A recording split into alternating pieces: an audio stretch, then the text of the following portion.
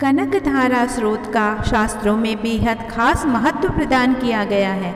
मनुष्य की अधिकांश परेशानियां धन से जुड़ी होती हैं। आदि शंकराचार्य द्वारा एक ऐसे ही मंत्र की रचना की गई थी जिसके सही और नियमित उच्चारण से माँ लक्ष्मी भी आपके ऊपर धन बरसाने के लिए विवश हो जाएंगी। इस मंत्र को कनकधारा स्रोत कहा जाता है। हम सभी जीवन में आर्थिक तंगी को लेकर बेहद परेशान रहते हैं। धन प्राप्ति के लिए हर संभव श्रेष्ठ उपाय करना चाहते हैं। धन प्राप्ति और धन संचय के लिए पुराणों में वर्णित कनकधारा यंत्र एवं स्रोत चमत्कारिक रूप से धन लाभ प्रदान करते हैं। इस यंत्र की विशेषता यह है कि यह किसी भी प्रकार की विशेष माला, पूजन, जाप विधि विधान की मांग नहीं करता, बल्कि सिर्फ दिन में एक बार इसको पढ़ना ही पर्याप्त है। साथ ही प्रतिदिन इसके सामने दीपक और अगरबत्ती लगाना आवश्यक है। अगर किसी दिन यह भूल भी जाए तो बाधा नहीं आती, क्योंकि यह सिद्ध मंत्र होने के कारण चैतन्य माना जाता है। आज यहाँ प्रस्तुत है कनकधारा स्रोत का हिंदी अनुवाद।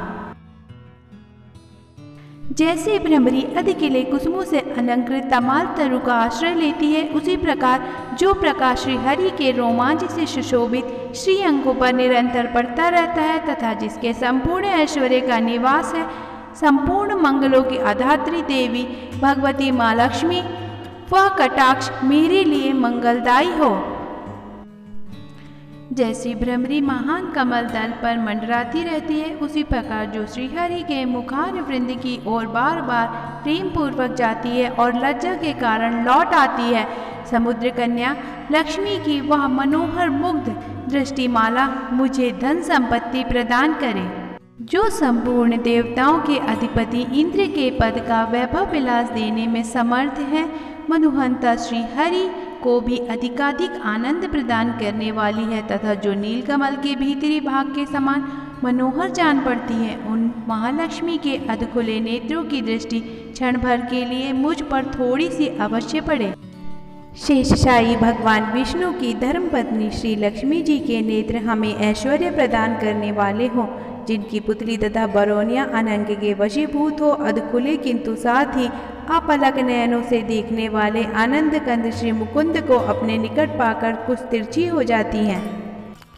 भगवान मधुसूदन के कौस्तुभ मणि मंडित वक्ष स्थल में इंद्र नीलमयी हारावली से सुशोभित होती है तथा उनके भी मन में प्रेम का संचार करने वाली वह कमल कुंजवासिनी कमला की कटाक्षमाला मेरा कल्याण करे।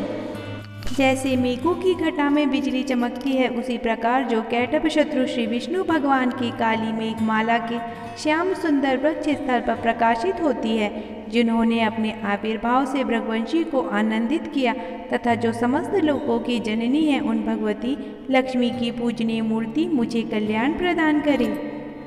समुद्र कन्या कमला की वह मंद अलस मंथर और अधोन्मीलित दृष्टि, जिसके प्रभाव से कामदेव ने मंगलमय भगवान मधुसूदन के हृदय में प्रथम बार स्थान प्राप्त किया था, यहाँ मुझ पर पड़े। भगवान नारायण की प्रेसी लक्ष्मी का नेत्र रूपी मेघ दया रूपी अनुकूल पवन से प्रेरित हो दुष्कर्म धनागमन विरोधी अशुभ प्रारब्ध रूपी धाम को चिरकाल के लिए दूर हटाकर विषाद रूपी धर्मजन्य ताप से पीड़ित मुझ दीन रूपी चातक पर धन रूपी जलधारा की वृष्टि करे।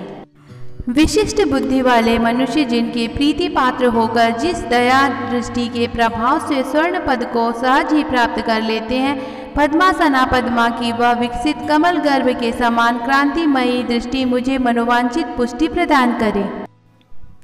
जो सृष्टि लीला के समय वाग देवता ब्रह्म शक्ति के रूप में विराजमान होती है तथा प्रलय लीला के काल में शाकंभरी भगवती दुर्गा अथवा चंद्रशेखर वल्लभा पार्वती रुद्र शक्ति के रूप में अवस्थित होती है, त्रिभुवन के एकमात्र पिता भगवान नारायण की उन नित्य यौवना प्रियसी श्री लक्ष्मी जी को नमस्कार है। माता शुभ कर्मों का फल देने वाली श्रुति के रूप में आपको प्रणाम है। रमणीय गुणों की सिंधु रूपा रति के रूप में आपको नमस्कार है। कमल वन में निवास करने वाली शक्ति स्वरूपा लक्ष्मी को नमस्कार है तथा पुष्टि रूपा पुरुषोत्तम प्रिया को नमस्कार है। कमल वदना कमला को नमस्कार है। क्षीर सिंधु सभ्यता श्रीदेवी को नमस्कार है। चंद्रमा और सुधा की सगी बहन को नमस्कार है। भगवान नारायण की वल्लभा को नमस्कार है।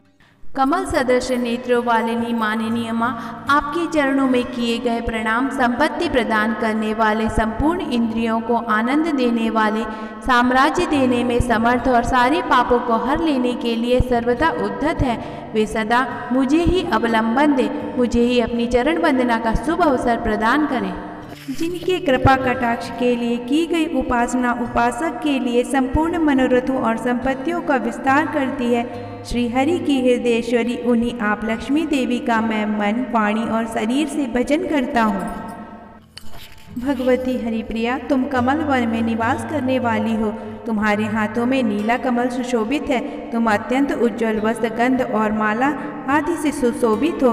तुम्हारी झांकी बड़ी मनोरम है। त्रिभुवन का ऐश्वर्य प्रदान करने वाली देवी, मुझ पर प्रसन्न हो जाओ। दिग्गजों द्वारा सुवर्ण कलश के मुख से गिराए गए आकाश गंगा के निर्मल एवं मनोहर जल से जिनके श्री अंगों का अभिषेक संपादित होता है, संपूर्ण लोकों के अधीश्वर भगवान श्री विष्णु भगवान की गृहिणी और क्षीर सागर की पुत्री उन जगत जननी माँ लक्ष्मी को मैं प्रातःकाल प्रणाम करता हूँ। कमल नयन केशव की कमनीय कामिनी कमले, मैं अकिंचन मनुष्यों में अग्रगण्य हूँ, अतएव तुम्हारी कृपा का स्वाभाविक पात्र हूँ। तुम उमड़ती हुई करुणा की बाढ़ की तरह तरंगों के समान कटाक्षों द्वारा मेरी ओर देखो।